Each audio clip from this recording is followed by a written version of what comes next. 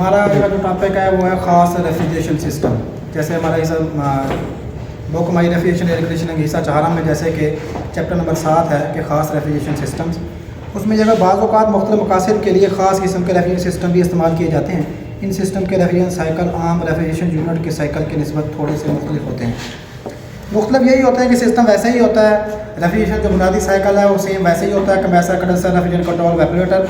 लेकिन ये होता है कि उन सिस्टम के इस्तेमालात के लिहाज से उनकी डिज़ाइनिंग और उनके साइकिल में ज़रा फ़र्क आ जाता है। मतलब उसमें बेहतरी लाने के लिए उसमें कुछ चीज़ों का इजाफा कर दिया जाता है। ठीक, इन सिस्टम की 4 इकसाम की तफसील इस बाब में बयान की गई है। जैसे कि मल्टी स्टेज रेफ्रिजरेशन सिस्टम, पहला जो हमारा सिस्टम है वो है मल्टी स्टेज। मल्टी स्टेज में ये होता है कि उसके मुख्तलिफ स्टेजेस हों। जैसे कंपाउंड रेफ्रिजरेशन सिस्टम है तो उसमें यह है कि कंप्रेसर को पैरेलल में जोड़ा गया या सीरीज़ में जोड़ा गया। तो अगर ज़रूरत के मुताबिक टेम्परेचर के हिसाब से और हीट लोड के हिसाब से अगर जब हमें एक कंप्रेसर की ज़रूरत पड़ती है तो हम एक चलाते हैं, लेकिन जब दूसरे कंप्रेसर की ज़रूरत पड़ती है तो उसमें हम क्या करते हैं, दूसरे कंप्रेसर को चला लेते हैं जब हमारा हीट लोड बढ़ जाता है। तो हीट लोड को मद्देनज़र रखते हुए हम 2 या 3 कंप्रेसर को जब एक साइकिल में इस्तेमाल किया हुआ है तो एक ही वक्त में हम तीनों कंप्रेसर को नहीं चलाएँगे, ज़रूरत पड़ने पर तीनों को भी चला सकते हैं, लेकिन स्टेप बाय स्टेप 1-1, 2-2, 3-3 को ज़रूरत के मुताबिक अपना उनको हम यूज़ करेंगे। उसमें मल्टी स्टेज है, उसके स्टेज हो गए, मतलब मुख्तलिफ स्टेप हो गए। जब उसकी ज़रूरत पड़ी तो हमने तीनों कंप्रेसर ऑन कर दिए और जब हमें ज़रूरत पड़ी तो तब हमने 2 ऑन किए या हमने 1 कंप्रेसर ऑन किया। तो इसी तरह से हमारा कैस्केड रेफ्रिजरेशन सिस्टम जो है, ये सिस्टम जो होते हैं ऐसी जगहों पर इस्तेमाल किए जाते हैं जहाँ पर हमें टेम्परेचर बहुत कम पैदा करना मकसूद हो। जहाँ हमने बहुत कम टेम्परेचर पैदा करना हो तो वहाँ पर हम जो है कैस्केड रेफ्रिजरेशन सिस्टम जो है वो उसका इस्तेमाल करते हैं।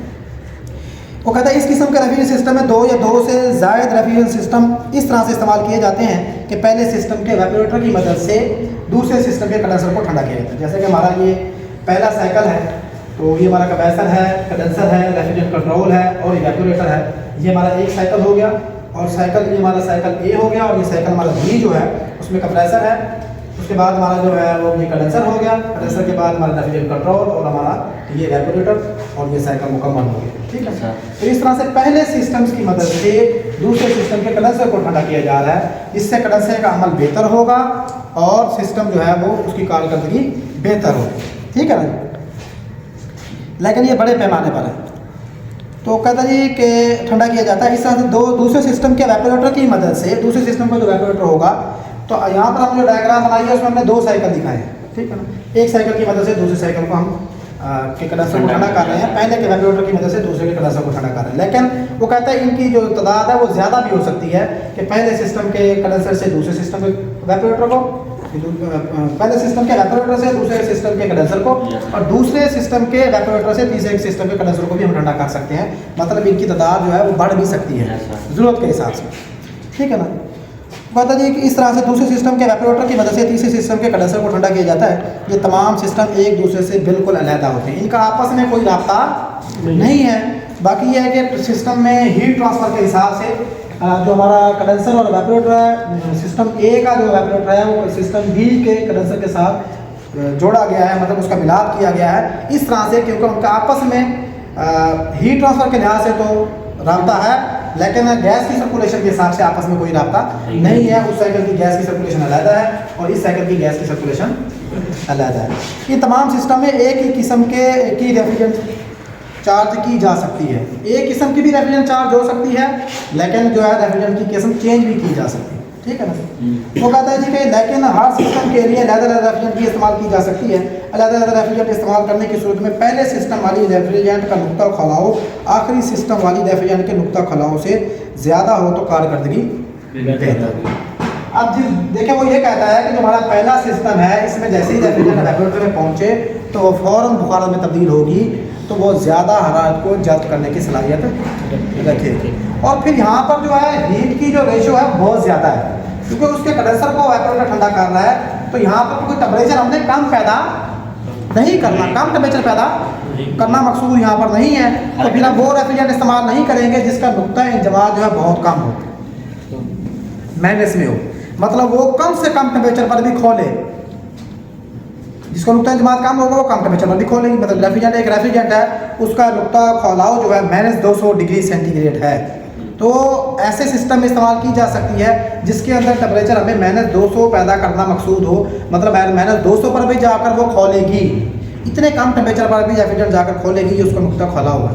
तो वो कहता है जी पहला रेफ्रिजरेटर जो सिस्टम जो है इसमें जो रेफ्रिजरेंट यूज़ करेंगे उसका नुक्ता खुला हो, इसमें ज़्यादा कम ना हो, ठीक है ना, ज़्यादा कम ना हो बल्कि ज़्यादा नुक्ता खुला हो ज़्यादा हो, ताकि वो आसानी से खोल जाए, क्योंकि यहाँ पर तो मुस्तकिल उसको हीट मिलती रह रही है ना, क्योंकि जब सिस्टम ये हमारा चलेगा तो दोनों सिस्टम एक वक्त में बैक वक्त चल रहे होंगे, तो फिर ही हमारा सिस्टम जो है ना वो रिजल्ट देगा, वरना काम नहीं करेगा। ये नहीं है कि एक को हम बंद कर दें एक को ऑन कर दें, कि जब इसको हमने मेन वाला साइकिल ये है जिसमें हम जो है स्टोरेज कर रहे हैं, इसका वेपोरेटर हमने कैबिन के अंदर बना रखा है, ये हमारा कैबिन है, तो इसका जो हमारा वेपोरेटर है तो हमारा सिस्टम काम कर रहा होगा, तो जो मेरा मेन साइकिल जो है हमारा ये है जिसमें हमने इसका कैबिन बना रखा है, इसमें हम चीज़ों को स्टोर करते हैं। तो इसके वेपोरेटर की मदद से इस वेपोरेटर को जिस मकसद के लिए इस्तेमाल कर रहे हैं, ठीक है ना, तो इस वेपोरेटर की मदद जिस मकसद के लिए इस्तेमाल कर रहे हैं, तो जब ये हमारा साइकिल कूलिंग करेगा तो इसके कंडेंसर को ठंडा करने के लिए सिस्टम ए जो है हमारा जो है साइकिल ए जो है इसका ऑन होना ज़रूरी है। जब ये ऑन होगा तो ये कूलिंग कर रहा होगा तो इसके कंडेंसर की हीट जो है वो ट्रांसफ़र हो रही है,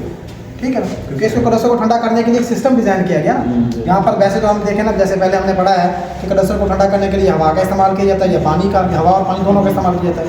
यहाँ पर हवा और पानी वाली कहानी खत्म हो गई है। अब यहाँ पर जो है हम इसके कंडेंसर को ठंडा करने के लिए एक वेपोरेटर की मदद ले रहे हैं, एक पूरे सिस्टम की, एक साइकिल की, पूरा हमने रेगुलेशन साइकिल डिज़ाइन किया जिसकी वेपोरेटर की वजह से हम उसके कंडेंसर की हीट को क्या करें, ट्रांसफ़र करें। मतलब यहाँ पर ये हमारा एक हीट एक्सचेंजर है जिससे वेपोरेटर जो है इसकी हीट को ऑब्जर्व करके, ठीक है, ऑब्जर्व करके रेफ्रिजरेंट जो हमारी वो वेपर से लिक्विड में चेंज हो जाएगी। और इसमें आने वाली जो रेफ्रिजरेंट है हमारी वेपर फॉर्म में जो आ रही है, हाई प्रेशर वेपर जो है वो जैसे जैसे अपनी हीट ट्रांसफ़र करते हैं इधर से उधर मुंतकिल करते हैं, ठंडे होकर मुकम्मल लिक्विड फॉर्म में तब्दील होकर आगे सिस्टम में सर्कुलेशन कर देते हैं, ठीक है, सर्कुलेट कर देते हैं। वो कहता है कि अलग रेफ्रिजरेंट की सूरत में पहले सिस्टम वाली रेफ्रिजरेंट का नुक्ता खुला हो, आखिरी सिस्टम वाली रेफ्रिजरेंट का नुक्ता खुला हो से ज़्यादा हो तो कारकर्दगी बेहतर होती है। तो इसका जो इसमें हमने जब देखा ना इस साइकिल के अंदर जो टेम्परेचर है वो -250 डिग्री फ़ारेनहाइट से -175 डिग्री सेंटीग्रेड तक हम पैदा कर सकते हैं इसके अंदर हम, ठीक है ना, दर्जा जो है बहुत कम पैदा कर सकते हैं। तो बहुत कम दर्जा पैदा करने के लिए वो कहते हैं इसमें जो रेफ्रिजरेंट यूज़ की जाएगी उसका नुक्ता खुलाव बहुत कम होना चाहिए, मतलब वो कम टेम्परेचर पर भी खोले, ठीक है ना। लेकिन इसमें जो रेफ्रिजरेंट यूज़ करेंगे बहुत ज़रूरी नहीं है वो भी हो तो बेहतर है, वो भी हो तो हर्ज नहीं है, सिस्टम फिर भी काम करेगा।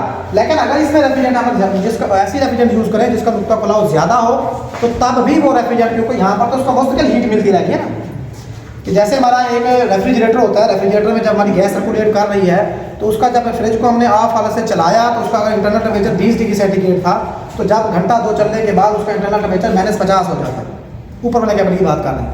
तो फिर भी हमारी रेफ्रिजरेंट उसके ऊपर वाले कैबिन में खोलती है -50 पर, फिर भी हीट को ऑब्जर्व कर रही होती है, मतलब उसका नुक्ता खुलाव -50 से कम है, तो वहाँ पर वो खोल रही है ना, वरना वो खोलती ही ना, वो फ्रीज हो जाती, वहाँ पर जम जाती, तो ट्यूब में ब्लॉक हो जाती, गैस की सर्कुलेशन ना होती, तो सिस्टम काम ना करता, सिस्टम चौक हो जाता। लेकिन उसकी खासियत ये है कि उसका नुक्ता खुलाव बहुत काम है, वो आसानी से खोल जाती है, ठीक है। तो इसमें जो हम रेफ्रिजरेंट यूज़ कर रहे हैं वो यहाँ पर जो है उसका नुक्ता खुलाव जहाँ पर आप टेम्परेचर -250 डिग्री फ़ारेनहाइट से -175 डिग्री सेंटीग्रेड पैदा कर सकता है ये सिस्टम। तो इसमें पैदा करने के लिए रेफ्रिजरेंट यूज़ करेंगे उसका नुक्ता खुलाव -175 से -250 डिग्री फ़ारेनहाइट से भी कम होना चाहिए, मतलब उससे भी कम टेम्परेचर पर जाकर वो रेफ्रिजरेंट जो है खोले, उसकी खसूसियत हो, ठीक है ना, कम से कम दर्जा पर खोले, तो फिर ही वो रेफ्रिजरेंट वहाँ से रात को ज़्यादा करने की सलाहियत पैदा करेगी ना। रेफ्रिजरेंट हमारी जब लिक्विड फॉर्म से लो प्रेशर लिक्विड से लो प्रेशर वेपर में कन्वर्ट होती है, तो मतलब कोई भी माया चीज़ जब बुखार में तब्दील होती है तो रात को जज्ब करती है, तो रात को यहाँ से मजीद जज्ब करने के लिए, मजीद कम टेम्परेचर पैदा करने के लिए उसका नुक्ता खुलाव का काम होना ज़रूरी है। नुक्ता खुलाव काम होगा तो रेफ्रिजरेंट हमारी खोलेगी ना, वरना तो नहीं खोलेगी, ठीक है, यही बात वो यहाँ पर कर रहे हैं। वो कहते हैं हर सिस्टम में थर्मोस्टेटिक एक्सटेंशन वाल्व को रेफ्रिजरेंट कंट्रोल के तौर पर इस्तेमाल किया गया, तो दोनों सिस्टम्स के अंदर, इस सिस्टम में भी और इस सिस्टम में भी रेफ्रिजरेंट कंट्रोल के तौर पर जो हमने थर्मोस्टेटिक जो रेफ्रिजरेंट कंट्रोल हमने इस्तेमाल किया है वो थर्मोस्टेटिक एक्सपेंशन वाल्व है। आपको जैसे पता है कि थर्मोस्टेटिक एक्सपेंशन वाल्व जो है दर्जा के फर्क पर काम करने वाला रेफ्रिजरेंट कंट्रोल है। अब इसका जो सेंसिंग वाल्व हमने लगाया है वो वेपोरेटर में लगाया, वेपोरेटर के टेम्परेचर को सेंस करके उसके हिसाब से जब इसका टेम्परेचर वेपोरेटर का ज़्यादा होगा तो फिर ये रेफ्रिजरेंट के रास्ते को ज़्यादा खोलेगा ताकि ज़्यादा रेफ्रिजरेंट गुजर कर जाए और ज़्यादा कूलिंग पैदा हो। लेकिन अगर रेफ्रिजरेंट वेपोरेटर का टेम्परेचर बहुत कम होगा तो फिर ये सेंसिंग वाले सेंस करके रेफ्रिजरेंट के रास्ते को उतना तंग करता जाएगा, बिल्कुल बंद नहीं करेगा, बस कम कर देगा रास्ता। रास्ता क्लोज कर देता है, फिर रेफ्रिजरेंट कम यूज़ कर जाती है, तो कूलिंग जो मतलूबा टेम्परेचर हमें हासिल हो रहा हो चुका होता है, उसके बाद रेफ्रिजरेंट की सर्कुलेशन डाउन हो जाती है, कम हो जाती है, लेकिन होती रहती है। ये देखिए मुकम्मल तौर पर रास्ते को बंद कर दें, उससे तो सिस्टम हमारा चौक हो जाएगा, हाई साइड का प्रेशर बहुत ज़्यादा बढ़ जाएगा, लो साइड का प्रेशर बहुत ज़्यादा डाउन हो जाएगा, लेकिन गैस की सर्कुलेशन होती रहती है, लेकिन कम ज़्यादा होती है। ठीक है, तो खुद ब खुद ऑटोमेटिकली काम करता रहता है, खुद कार तरीके से जो काम करने वाला रेफ्रिजरेंट कंट्रोल, जिसको हम कहते हैं थर्मोस्टेटिक एक्सपेंशन। जबकि इसके कंडेंसर और evaporator shell and tube type होते हैं। तो इसका मतलब ये हुआ कि ये जो हमारा सिस्टम है, इसमें जो हमने ठंडक पैदा करनी है, ठंडक पैदा करने का जो मकसद है वो किसी लिक्विड को ठंडा करना है।